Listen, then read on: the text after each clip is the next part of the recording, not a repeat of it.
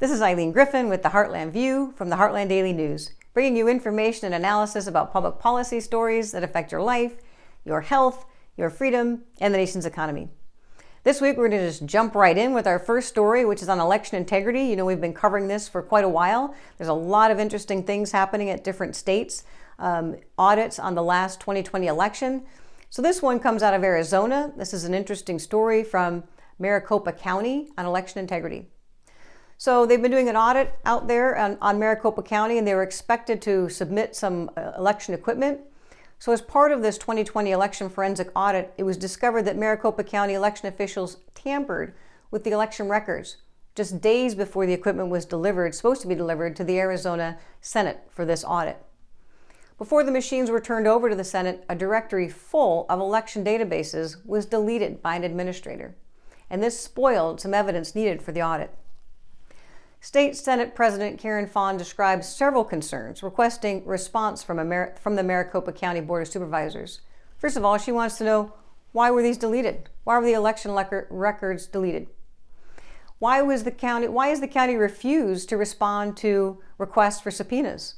So as these legislative subpoenas have gone out, the Maricopa County officials have just disregarded them.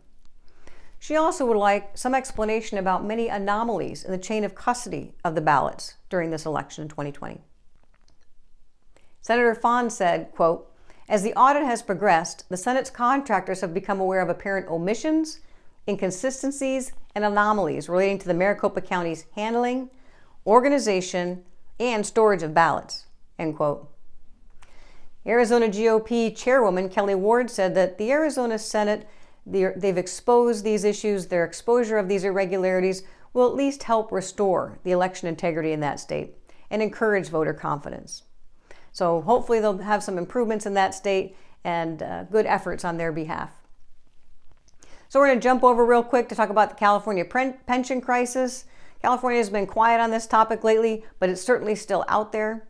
And the California League of Cities announced that by 2024, their estimate is that between 54 to 63% of a city's public safety payroll will go towards paying pension obligations for retirees. So in order to pay for all of these retiree pensions, budget dollars are going to have to come from other places. They're going to have to reallocate budget dollars and try to cover this debt. Now, while the mainstream media doesn't cover this, and certainly we haven't heard anything from Governor Newsom about this, there's just no focus, and it's important to have some leadership on this issue. California is struggling with a lot of things. They've got high taxes. They've got a number of issues with homelessness. Beaches now that were once beautiful, pristine, lovely beaches now have tents and needles and other signs of homelessness and drug addiction. In several cities, crime is just off the charts. They're just deluged with crime, cities like San Francisco and Los Angeles. So it would be helpful to see some leadership. It would be helpful to see some addressing of this pension issue so that Californians can get back on track. So we'll hope for that. Now, since we're talking about finances and debt, let's just jump right in and talk a little bit about the nation's debt. That's ongoing. As we know, we've talked about the situation with several proposals out there, and particularly starting with the coronavirus aid, stimulus, and then ongoing proposals for more budget dollars. Now, the good news here is that we've actually had some efforts to put a stop to some of this. So Aaron Stouffer, he's Heartland Institute's Director of Federal Government and Corporate Relations, reported on a coalition that's working to find some ways to put a stop to this spending. So this coalition, Heartland Institute, participates.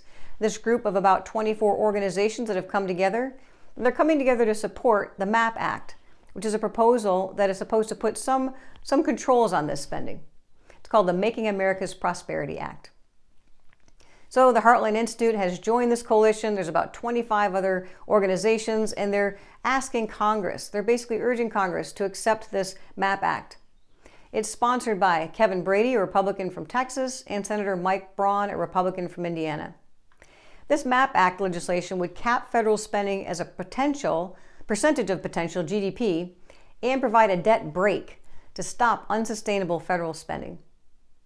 This call for fiscal restraint comes at a time when our national debt exceeds $28 trillion, and it's the highest level relative to GDP since World War II, an unprecedented peacetime mark in our nation's history.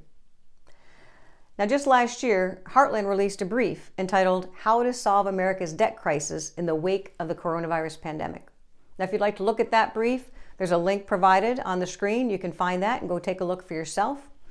In brief, the authors Merrifield and Paulson told the Heartland Daily News, quote, the growth in federal debt in response to the financial crisis and now the coronavirus pandemic is unprecedented, unquote, end quote. Now, the authors of this brief did not disagree with the stimulus initially, stating the economic impact of the coronavirus pandemic shouldn't be understated. And spending and stimulus and market intervention is warranted in these cases, just like during war times. But now you have to prepare for a post-pandemic world and not neglect the issues of debt. So Merrifield and Paulson write, a few years ago, the national debt was considered one of our country's most pressing problems. Today, it is treated by many politicians in the U.S. Congress as a taboo topic. Some economists even suggest we don't need to worry about the debt. They claim our grandchildren will figure it out. Some economists say it doesn't even matter.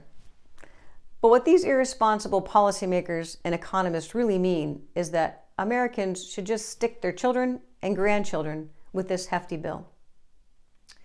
Now, since this report was written in April of last year, which was just after the coronavirus aid package initially passed, as we've reported, there's been many other proposals since then and other aid packages that have passed. So because of this, we look at this MAP Act as a potential way to solve some of these things and to start to put the brakes on. So this organization, this collaborative organization that came together, sent a letter to Congress, as we said. And the letter stated the following, quote, the MAP Act would implement a restraint mechanism proven to work in other capitalistic nations to ensure sound budgeting and spending that will secure our nation's future for generations of Americans to come, end quote. Representative Brady said the MAP Act will put America back on the path to prosperity. The proposal is designed to put guardrails on spending and to get some level of control because the debt and deficit are growing too big to ignore. And this level of debt is just not sustainable. So this act is expected to be introduced soon, and we will keep you updated as it progresses. Now, I have a comment about debt. We've been talking a lot about debt between the national debt and the debt spending and the aid packages. So all of this debt spending, it is a problem at the federal level, but it's also a problem at the individual level. So this debt spending goes on all the time. It's become far too easy to accept a very large level of debt. Now, debt can be helpful. There's a lot of uses for debt, but it also can be detrimental if it's overused or used irresponsibly.